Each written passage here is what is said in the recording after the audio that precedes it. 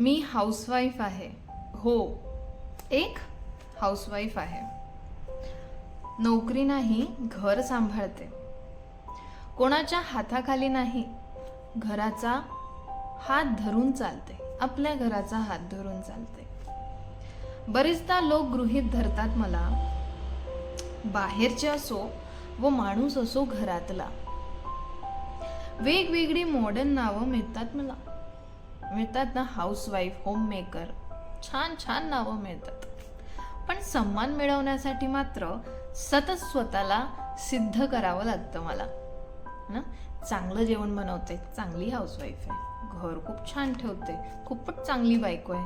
सगळ्यांची खूप काळजी घेते, खूपच चांगली बायको आहे, खूपच चांगली बाई आहे, लेडी आहे ना. असं सगळं होत असतं. बरेचसे उदाहरण आहेत. नवरा ऑफिसमध्ये चमकतो, मुलं शाळेत लखलखतात. पण कोणामुळे हो हे सगळं? पण तू तर घरीच असते, दिवसभर करतेच काय? असे $1,000,000 प्रश्न विचारले जातात मला. 4 भिंतींना घर बनवतो आम्ही. स्वादिष्ट जेवण जेवून परम आनंद घेता तुम्ही. आणि जरा एखाद्या भाजीला मीठ कमी जास्ती झालं की लगेच आमच्या चेहऱ्यावरचं हसू ओढता तुम्ही. साधा सॉक्स रुमाल तर शोधता येत नाही तुम्हाला. आणि जगात चाललंय काय हे तरी माहीत आहे का तुला?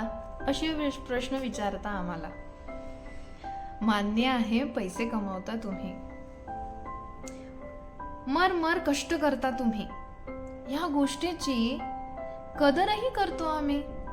म्हणून तर अडीअडचणीला तांदळाच्या कोठीत चोरून जमा केलेले पैसे काढून देतो तुम्हाला आम्ही.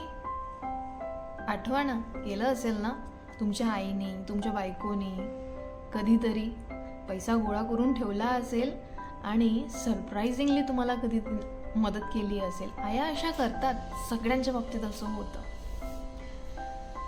तुम्ही ऑफिसच्या पार्टीला जाणार म्हणून जेवण बनवू नकोस असं सांगता आम्हाला. पण मग मी काय खाते त्या दिवशी हे माहीत आहे का तुम्हाला? उलट जास्तीचं काम घेतो आम्ही त्या दिवशी करायला. Everybody will relate with this, all the ladies who are home makers. Okay, ज्या दिवशी स्वयंपाक करायचा नसतो त्या दिवशी त्या स्वतःसाठी पण काहीतरी शॉर्टकट करतात. सगळे मान्य करतील या गोष्टीला. मी स्वतःही तसं करते बरेचदा. सगळ्यांच्या आवडीचा पदार्थ ठाऊक आहे आम्हाला, पण मला नक्की आवड कशाची हे माहीत आहे का तुम्हाला? बरं, जाऊ द्या हे सगळं. घरादाराचं करण्यात आनंदच मिळतो आम्हाला. लेकरांना मोठं होताना बघून सुखाचा आभास होतो आम्हाला आणि भाग्यच लागतं त्याला. बरोबर ना? तू दमलीस का? तुला काही हवं आहे का? बाहेर चलतेस का? किंवा नाही वेणी पण एक गुलाबाचं फूल, किंवा एखादी सुट्टी ऑफिसची फक्त माझ्यासाठी. जर एखादी ऑफिसची सुट्टी तुम्ही माझ्यासाठी घेतली आणि गेलो कुठेतरी लांब बसून फक्त गप्पा मारायला, किती मज्जा येईल ना. कष्टाचं सार्थक झाल्यासारखं होईल ना. दिवसभर जी दोघेही आपण मेहनत करतो त्याचं सार्थक झाल्यासारखं वाटेल, नाही का? कळतंय का माझा आनंद किती छोट्याशा गोष्टीमध्ये आहे? आमचा सगळा वेळ तुमचा आहे. देवाजवळ मागणंही तुमच्यासाठीच आहे. मला फक्त हवी एक जाणीव की मी तुमच्यासाठी तितकीच महत्वाची जितकी पणतीला वात गरजेची. हो, मी एक हाऊसवाईफ आहे. नोकरी नाही, घर सांभाळते, आपल्या नात्यांना सांभाळते, आपल्या घरातल्या लोकांची मनं सांभाळते.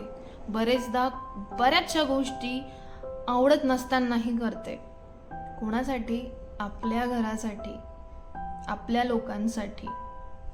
काहीच स्वतःचा विचार न करता मी एक हाऊसवाईफ आहे.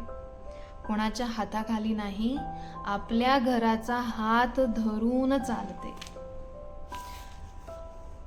हे लिखाण सगळ्या त्या घर सांभाळणाऱ्या सुपर लेडीजसाठी आहे, ज्या निस्वार्थपणे थँकलेसपणे हे काम करतात.